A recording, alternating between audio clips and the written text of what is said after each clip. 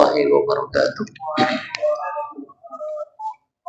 Alhamdulillah nahmaduhu wa nasta'inuhu wa nastaghfiruh wa na'udzu billahi min shururi anfusina wa min sayyiati a'malina. May yahdihillahu fala mudilla lahu wa may yudlil fala hadiya lahu. Asyhadu an la ilaha illallah wahdahu la syarika lahu wa asyhadu anna Muhammadan abduhu wa rasuluh.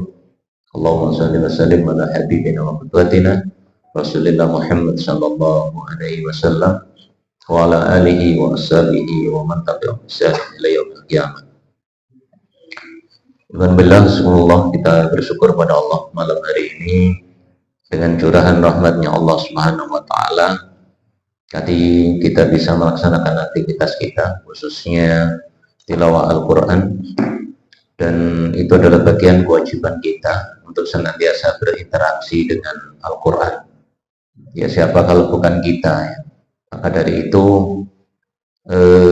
mendalami Al-Quran itu sangat penting, lebih-lebih kepada generasi-generasi kita ya. Kalau tiap hari, tiap pertemuan kita ini yang generasi tua ya, sementara generasi mudanya makin lama makin tidak nampak ya.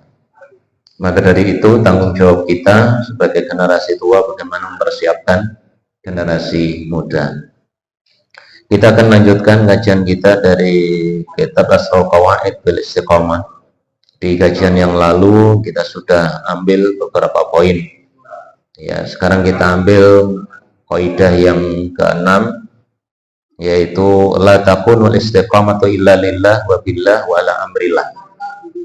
Jadi ketika kita ingin istiqomah di atas iman, istiqomah di atas akidah kita, istiqomah di atas amal soleh kita, itu di sini disebutkan la takunu istiqomatu illa lillah wa billah wa ala amrillah. Jadi tidak akan ada istiqomah kecuali hanya kepada Allah, lillah hanya untuk Allah ya, kemudian wa billah ya, bersama Allah Subhanahu wa taala, wa ala amrillah, dan di atas perintah Allah Subhanahu wa taala. Bahasa sederhananya, orang itu bisa istiqomah kalau dalam tataran aspek ibadahnya, aspek keimanannya, aspek amal solehnya terkumpul 3 komponen ini. Lillah, billah, wa ala amrillah. Kalau dalam tataran sufi ya, kitab Firmatoilah, orang yang tidak mampu mengkombinasikan 3 konsep ini belum dianggap ikhlas.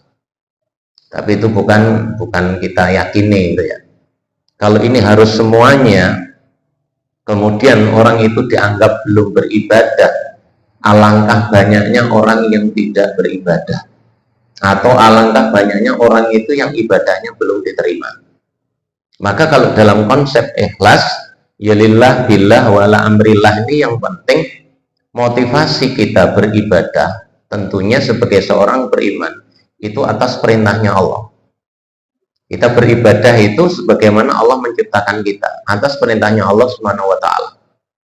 Yang kedua, tentunya apa yang kita lakukan ya sesuai dengan kehendaknya Allah. Sudah perintahnya Allah, Allah memberikan peraturan, memberikan ketetapan di dalam Al-Qur'an dan As-Sunnah. Ya, itu berarti apa? Mutaba'ah terhadap Al-Quran dan As-Sunnah. Sehingga kalau slogan kita kembali kepada Al-Quran dan As-Sunnah dalam tataran kehidupan kita, itu berarti kembali kepada konsepnya Allah Subhanahu wa ta'ala. Nah, yang ketiga, semuanya apa yang kita lakukan dalam hidup ini ya, aktivitas kita tentunya ikhlas. Ayat sudah kita hafal ya, insya Allah tidak ada yang lupa itu. Di surat Al-Bayyinah di ayat 5 itu, wa ma umiru illa liya'budullaha mukhlisina lahuddin. Allah menyampaikan bahwasanya tidaklah kita ini semua diperintahkan oleh Allah Subhanahu wa taala kecuali hanya beribadah kepada Allah wahdah. Mukhlisina lahuddin itu hanya semata-mata ketaatan kita kepada Allah dalam menjalankan din, dalam menjalankan agama ini. Nah, kemudian jamaah sekalian, ikhlas ini ternyata nggak gampang. Ya, nggak gampang. Hari ini mungkin kita bisa ikhlas. Tidak ada jaminan besok, besok lusa, tahun depan, tahun berikutnya, orang itu bisa mengembalikan yang awalnya ikhlas kemudian menjadi tidak ikhlas.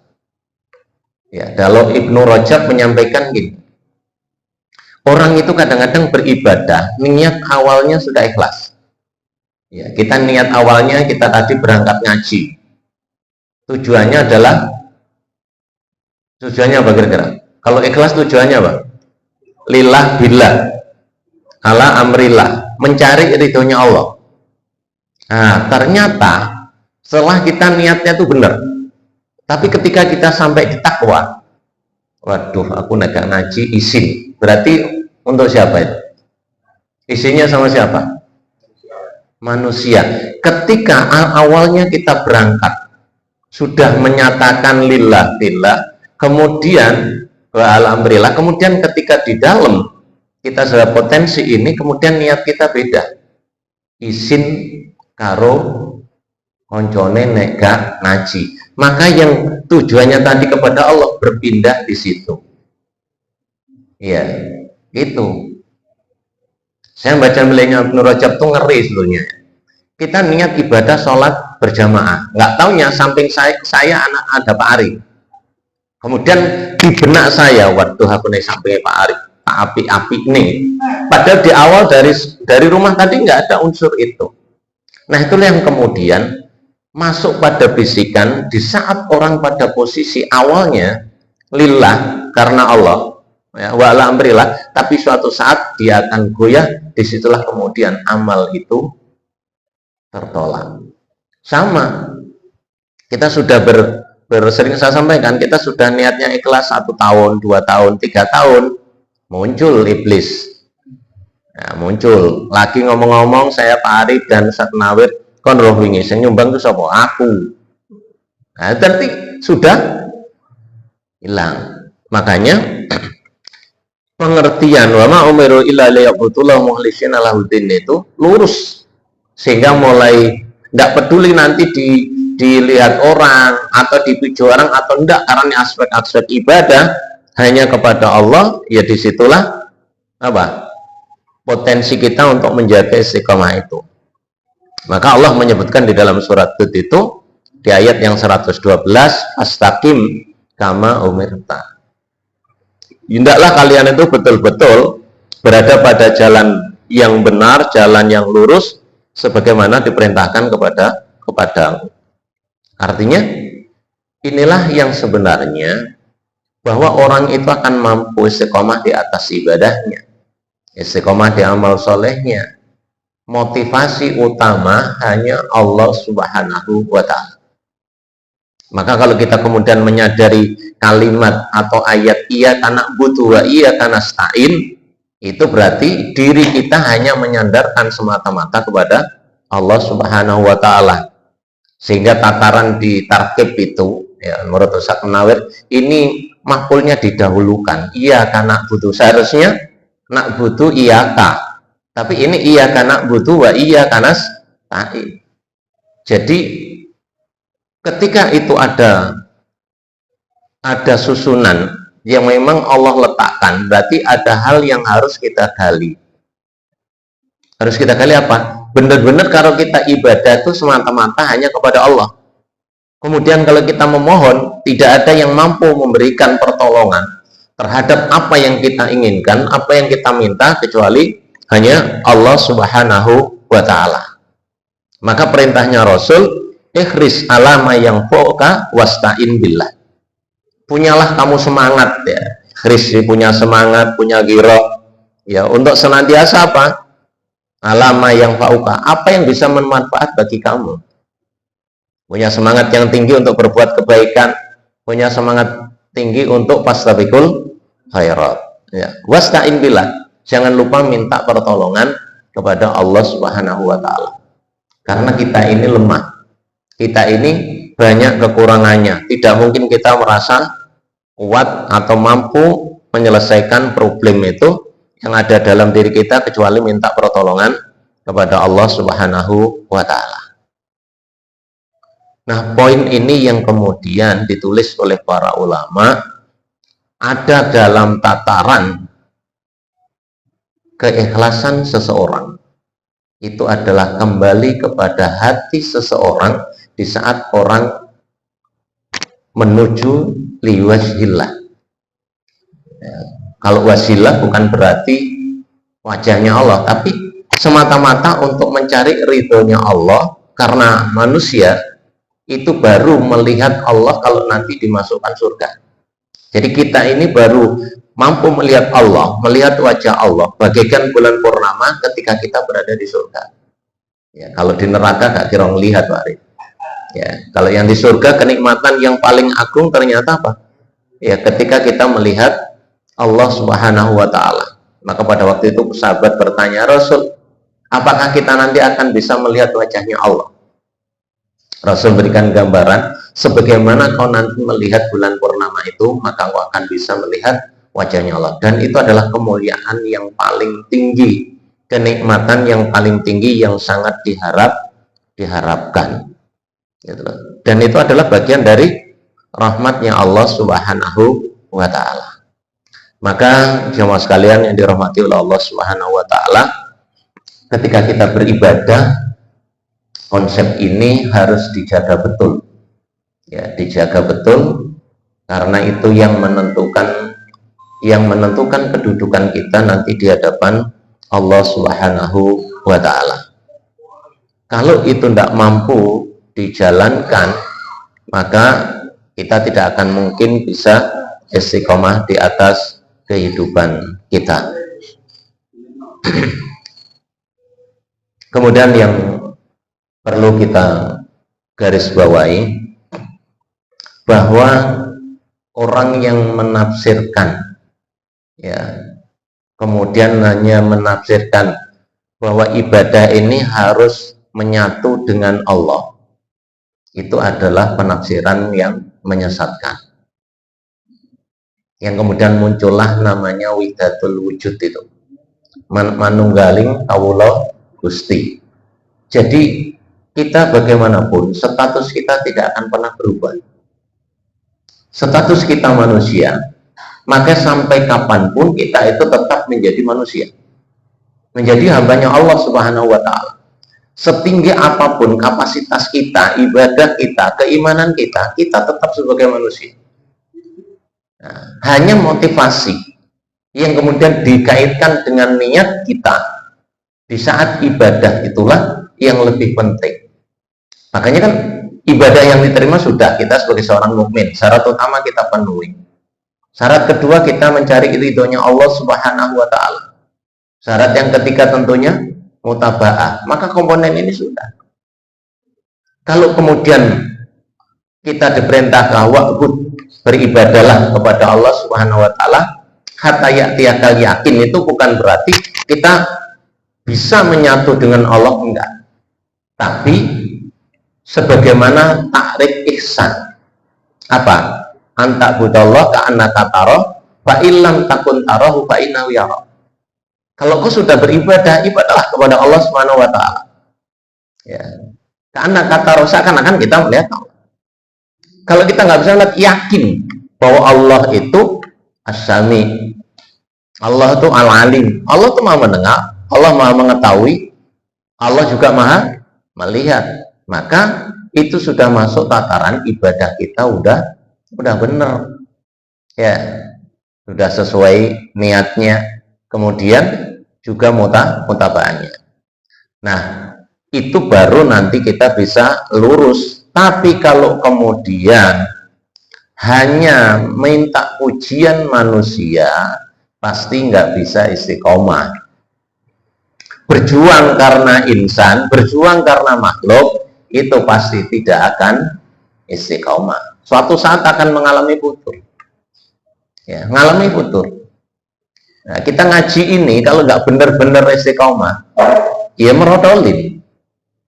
Ya, karena apa? Semangat kita itu adalah semangat, sudahlah kita semampu kita berjuang dengan mendalami Al-Quran, berjuang beribadah, meskipun kadang-kadang yang ngerti, kadang-kadang enggak, itu. Tapi niat semangat tinggi seperti tadi, ikhris, alama yang fauka wasta'in billah itu sudah. Ya, kadang-kadang diceramai melebu metu hilang, nah itu. Tapi semangat tinggi ini sudah memberikan manfaat kepada kita. Ya, maka dari itu, teman sekalian, jadi tahapan kalau qawaid ini ditetapkan adalah istiqomah, nggak akan bisa tegak kalau motivasi ibadahnya ya tidak berdasarkan lillah billah wala amrillah. Terakhir, nah karena menjadi orang yang betul-betul muhsin, ya, kalau disebutkan inna rahmatallahi qaribun minal muhsinin, menjadi orang-orang yang bisa ihsan ini kan berat. Kita ini bertahap, Pak. Ya, saya, Pak Ari, mungkin Satyani ini bertahap menapak tilasi pada potensi ketinggian nilai ibadah kita, nilai spiritual kita. Tapi endingnya ya belum tentu. Wong kita kadang-kadang diuji sakit wis ya si sakit besar-besarasen pindah ya. Apalagi diuji siapa Pak Ari? Ya diuji. Kalau sakit kan dirinya sendiri, diuji istri, diuji harta. Itu kadang-kadang ya ibadah ini mengalami penurunan. Ya, makanya kita ini semuanya, kenapa kita dalam istiqomah dalam hidup ini, agar kita tetap komitmen, ya. Karena yang kita hadapi, yang kita perjuangkan itu adalah agama Allah Subhanahu wa Ta'ala. Karena siapa lagi yang memperjuangkan kalau bukan kita? Ya, meskipun kita mungkin secara perasaan ya, cara naluri lah perasaan ya. Iki ngaji wis pirang-pirang tahun ya wongnya tetep iki malah kurang gitu kan, sing tua, sing enom tambah gak muncul. Artinya apa? Ya kayaknya kita nyesel ini apa sih gitu ya. Tapi dengan semangat kita, paling tidak kita juga punya rasa khawatir. Kalau sekarang aja generasi sudah tidak punya semangat lagi ya untuk terkait dengan Al-Quran, terkait dengan ibadah, terus nanti bagaimana ke depannya, itu kan perlu juga harus kita sadari. Maka istiqomah itu sebenarnya persoalan yang sangat berat yang harus tetap kita rutinkan. Makanya kan keistimewaan istiqomah itu begitu dahsyatnya yang diberikan Allah kepada kita di dalam aspek amaliyah kita, ibadah kita, yang semuanya itu kembalinya nanti juga ke dalam diri kita semua. Saya kira itu poin yang 6 tentang Asra Qawaid ini. Semoga nanti bisa dilanjutkan pada pertemuan yang akan datang. Yang jelas istiqomah akan tegak kalau niat kita beres, niat kita benar, cara ibadah kita benar, ya. Kemudian menjaga ritme dalam ibadah itu yang harus kita betul-betul jaga, meskipun ibadah kita enggak banyak, ya, karena yang dicintai oleh Allah adalah apa yang kita lakukan secara kontinu, secara rutin. Wallahu a'lam bishawab. Ya, semoga bisa memberikan pencerahan kepada kita, meningkatkan kualitas iman kita, lebih-lebih ketakwaan kita kepada Allah Subhanahu wa Ta'ala. Saya kira itu, nggak ada pertanyaan kan? Ya, subhanakallahumma bihamdik, asyhadu an la ilaha illa anta astaghfiruka wa atubu ilaik. Assalamualaikum warahmatullahi wabarakatuh.